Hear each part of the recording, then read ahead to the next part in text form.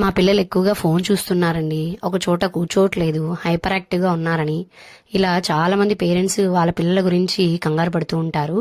అలాంటి hyper active ఉన్న పిల్లల కోసం ఇలా చిన్న చిన్న బుక్స్ అనేది ఇంట్రడ్యూస్ చేయడం చాలా మంచిది.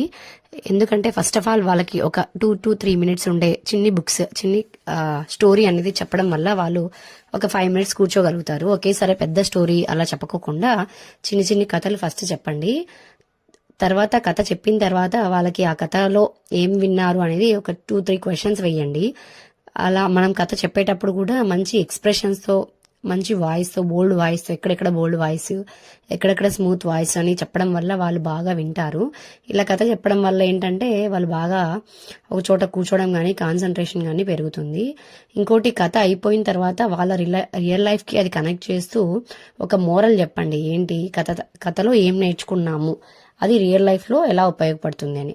సబ్స్క్రైబ్ ఫర్ కిడ్స్ కంటెంట్ అండి.